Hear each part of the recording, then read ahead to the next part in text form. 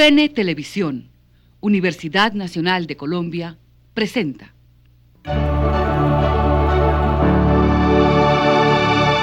Jesús Martín Barbero se acerca a un producto de las culturas masivas, a las cuales los intelectuales no se suelen acercar porque le tienen o prevención o quizás un asco, porque quizás sea más fácil hablar de Shakespeare y muy deteriorante hablar de Cristal o hablar de Guajira o hablar de cualquiera de las telenovelas que ven tantos colombianos y tantas colombianas y tantos latinoamericanos y tantos ciudadanos de este mundo. Pero ahí Jesús Martín Barbero sabe que no solamente hay melodrama, sino que ahí hay país, que ahí hay transformaciones de la sociedad, que ahí hay sentires de diversos sectores sociales, que ahí hay posibilidad de que los saberes se expresen también, los saberes más cultos, y que se encuentren un formato humilde, un formato que de todas maneras hoy es parte de la industria cultural más avanzada, con las diversas interpretaciones que se están generando en las disciplinas, en las ciencias sociales contemporáneas.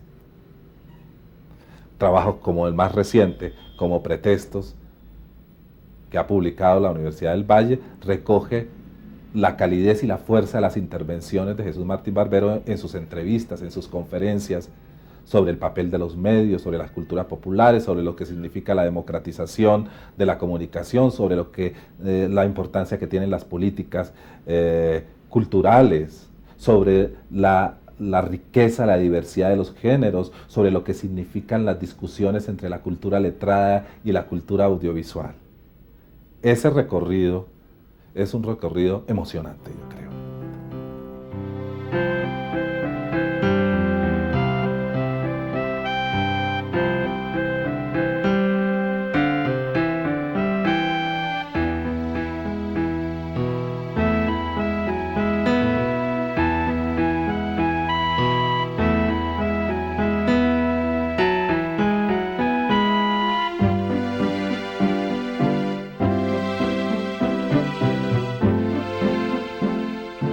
Durante mucho tiempo, la comunicación se estudió a partir de una obsesión, y era constituir los estudios de comunicación en una disciplina propia, específica, distinta de todas las demás. En buena medida, este ha sido el modelo norteamericano, que la comunicación fuera una ciencia específica, diferente de las demás. Tanto en Europa como en América Latina, a partir de los años 60, comenzó a gestarse otra propuesta, que fue la de insertar el estudio de los procesos de comunicación y especialmente de los procesos de comunicación masiva a través de los medios grandes, como la prensa, la radio, la televisión, insertar el estudio de los procesos de comunicación en las ciencias sociales, en la historia, en la sociología, en la economía, en la antropología y finalmente en la semiótica. Cuando a mí me propusieron armar un plan de comunicación social en la Universidad del Valle y un departamento de ciencias de la comunicación, tuvimos con un grupo de gente notable en ese momento de la Universidad del Valle, como Germán Colmenares, como Estanislao Zuleta, como Edgar Vázquez y otros compañeros de la universidad, filósofos, gente de literatura, como Eduardo Serrano, filósofos como Paco Jarauta, que en ese momento trabajaba en la Universidad del Valle. Hicimos una propuesta que mirara, enfocara los problemas y los procesos de comunicación desde las ciencias sociales y desde los estudios culturales. Es decir, si algo ha marcado el rumbo de los estudios de comunicación y de las investigaciones que hemos hecho en la Universidad del Valle, ha sido justamente la imposibilidad de comprender la envergadura social, política, económica que tienen hoy los procesos de comunicación por fuera de la historia de nuestros países, de la historia de nuestras culturas, de la historia de nuestras culturas políticas, por fuera de una sociología de la cultura, por fuera de una investigación semiótica. Eso, digo, de alguna manera configuró un rostro propio que fue pensar los procesos de comunicación desde las matrices y las dinámicas de la cultura.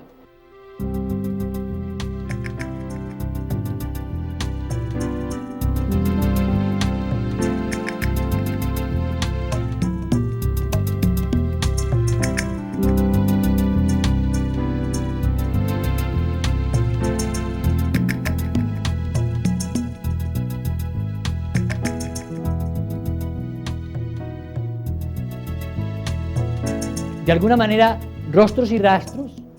yo diría que es la mejor expresión, o una de las mejores expresiones,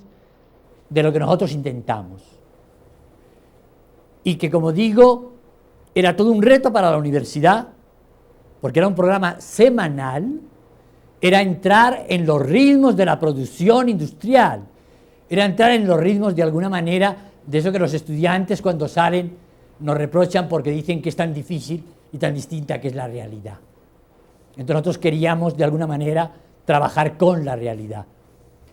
Y eso nos fue, de alguna manera, transformando el programa, transformando la escuela, de manera que nuestro programa ha tenido una porosidad muy fuerte a su contexto y ha ido organizándose de manera que hoy tenemos un posgrado que es Maestría en Comunicación y Diseño Cultural, que lo que está tratando es de seguir las transformaciones de la ciudad,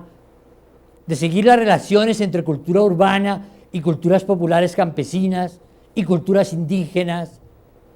trabajar el problema de las políticas culturales del país, de las que hay y de las que no hay, y por otro lado, un posgrado en producción audiovisual, porque nos parece que no se trata solo de renovar a la gente que hace televisión, sino de seguir investigando las transformaciones de la televisión, de alguna manera como expresiones de las transformaciones de la sociedad. Yo creo que la disciplina del urbanismo no es la disciplina de la planeación física de la ciudad, no es la disciplina de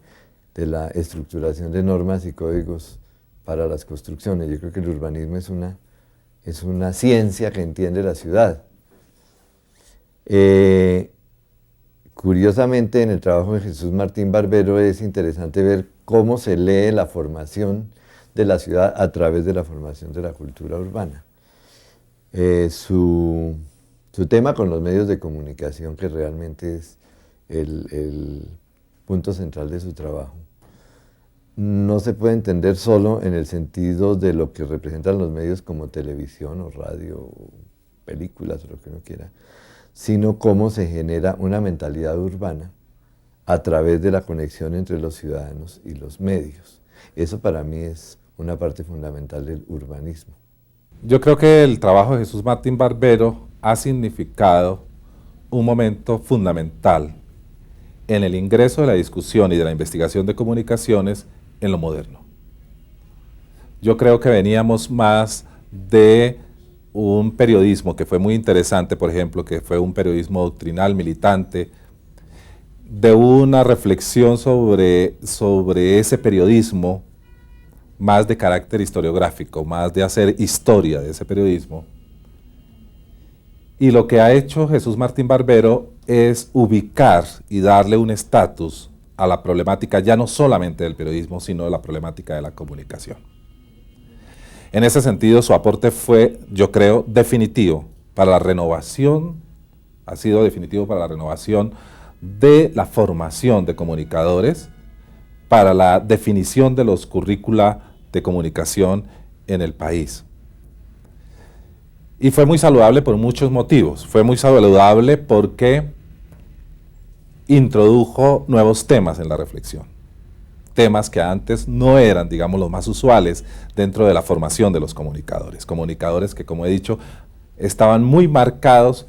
especialmente por los efectos prácticos, y yo diría por los efectos pragmáticos de su inserción en los medios de comunicación. Pero, por ejemplo, Jesús Martín Barbero se empieza a preocupar por las relaciones que existen entre la comunicación y la política, la comunicación y la ciudad, el carácter mediador de los medios de comunicación, por darle una voz a las culturas populares, por mostrar la importancia que tenía la comunicación en relación a esas culturas que no eran las que en ese momento, en los años 70, en los años 80, fuesen protagonistas y actores importantes en la formación de los comunicadores.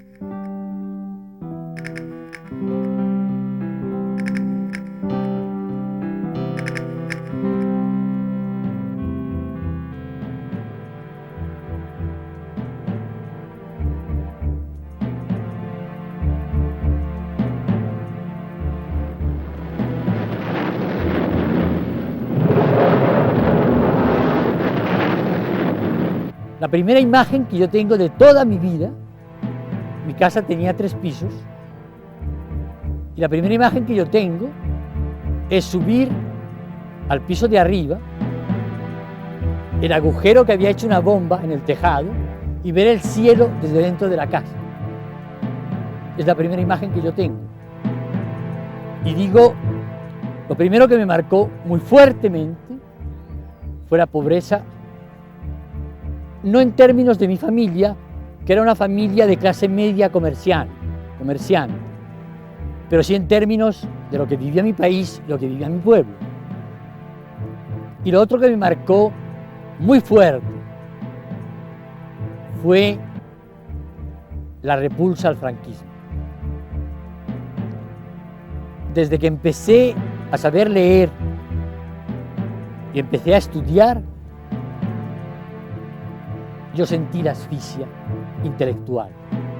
De tal manera que lo que me trajo a Colombia fue la asfixia intelectual de una España en la que para leer a Sartre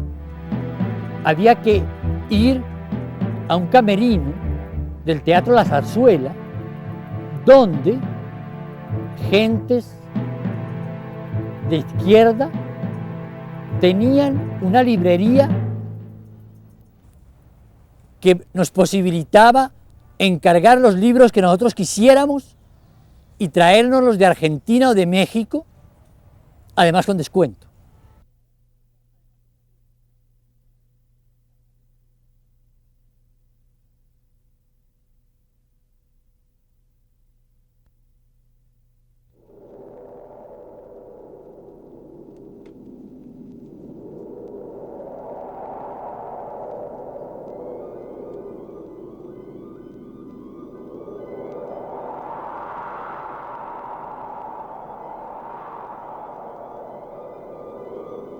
Quan surts per fer el viatge cap a Ítaca, has de pregar. Realmente yo creo que hemos logrado hacer una pareja muy intensa a partir de una lucha permanente, porque Jesús ha tendido en cierta forma a irse mucho, como a concentrarse mucho en lo racional, en el trabajo intelectual. Yo entiendo que eso no es un movimiento voluntario de parte de él, porque él es una persona profundamente tierna y profundamente familiar. Entonces, como ese despegue, ese estar siempre en lo intelectual, ha sido para mí un reto, porque en cierta forma yo he tenido que ser el polo a tierra, que estoy permanentemente jalonándolo para que no descuide esa otra faceta que yo creo que es tan valiosa en él como lo intelectual. Creo que mi necesidad de investigar lo popular es un secreto homenaje que yo le hago a mi madre. Después, durante años, me he puesto a pensar en esa respuesta que me salió espontánea. y he ido comprendiendo qué es lo que quise decir aquella tarde, en que ni yo mismo supe muy bien por qué respondí así. Y creo que lo hice porque mi madre representó en mi vida, representa, lo más bello, lo más profundo, lo más rico de la cultura popular. Empezando por su capacidad de convivir con la gente que sufría, que pasaba hambre, con su capacidad de aglutinarlos, de quererlos, de quitarnos a nosotros incluso parte de lo que nos daban de la cartilla de racionamiento para que otros pudieran comer. Pero también la figura de mi madre está unida de una manera muy fuerte a lo religioso. Mi madre era profundamente religiosa.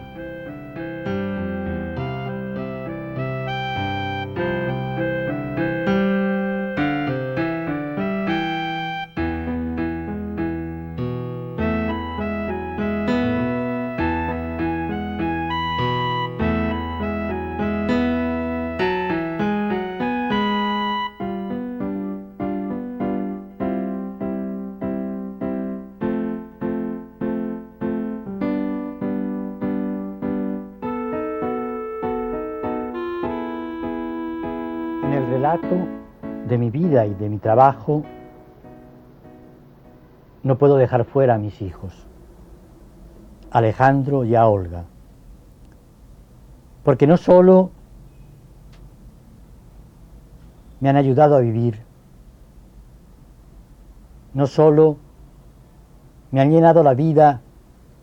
de alegría, de sorpresas, sino que al ir creciendo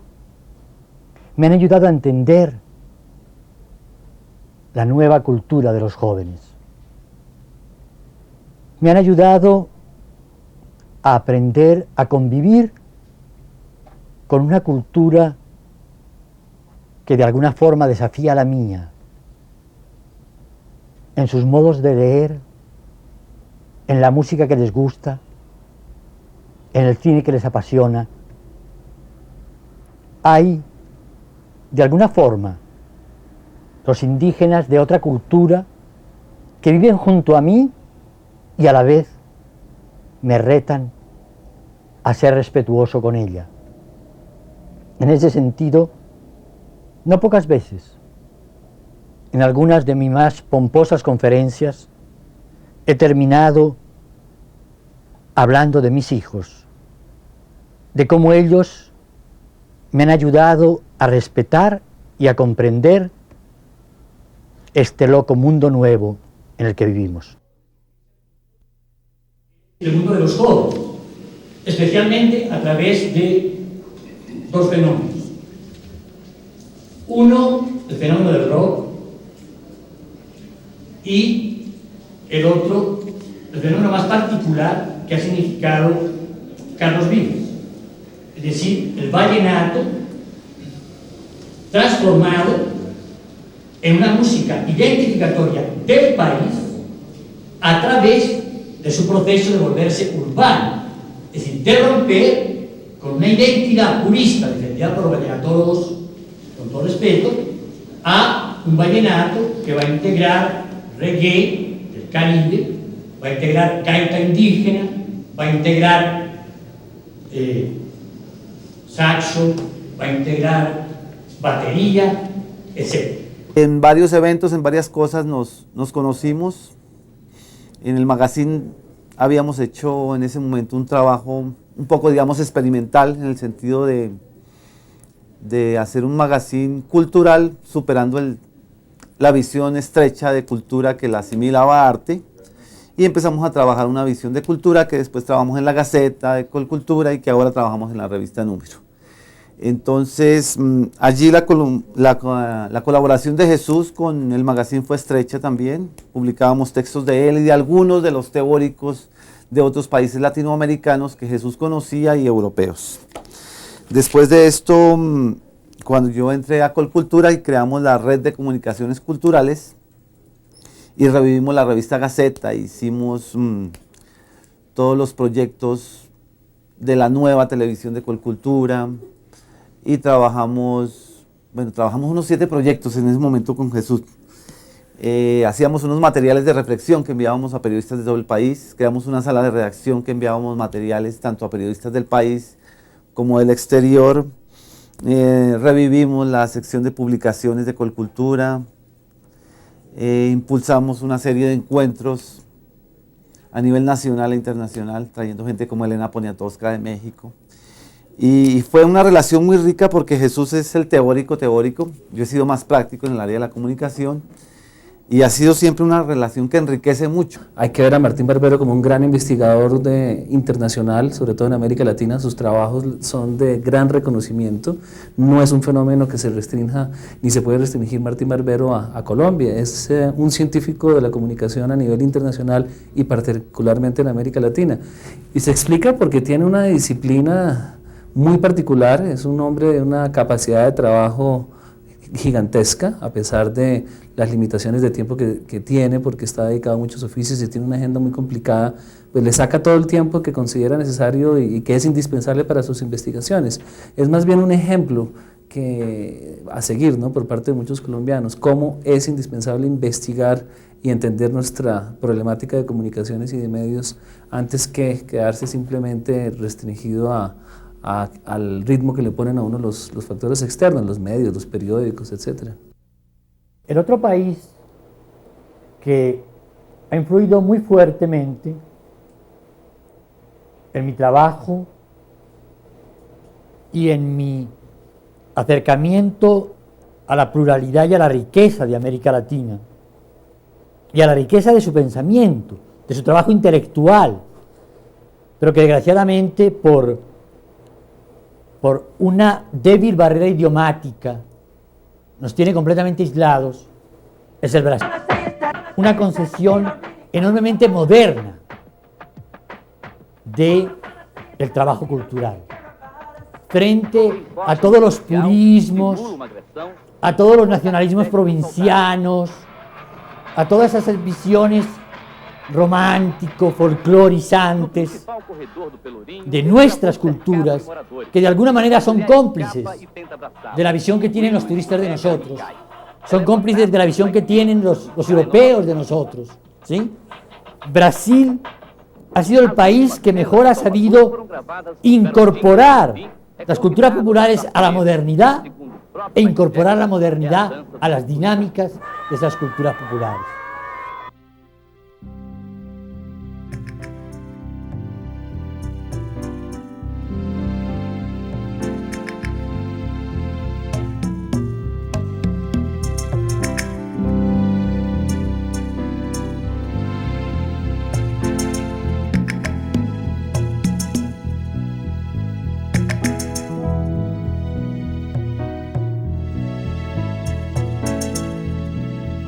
Yo vengo como profesor de filosofía a Colombia y Colombia me obliga no a salir de la filosofía, pero sí a dialogar con las ciencias sociales. Y en los años 60, estoy hablando del año 63 a fines del año 68, ciencias sociales eran básicamente la sociología, la economía y la historia. Yo aprendí la historia de España en Colombia. Me tocó releer por completo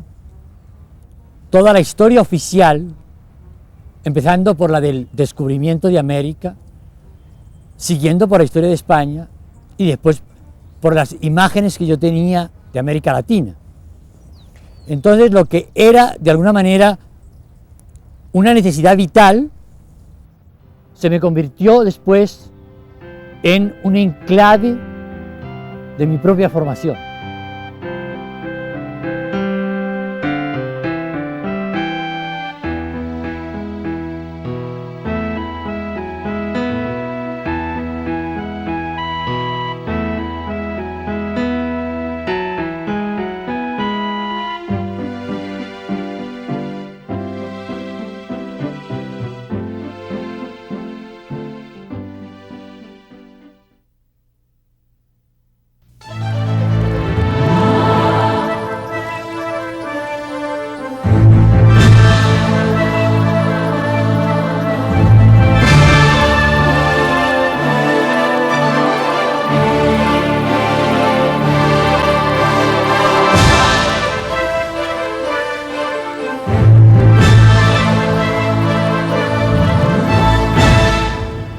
UN Televisión, Universidad Nacional de Colombia, presentó el anterior programa.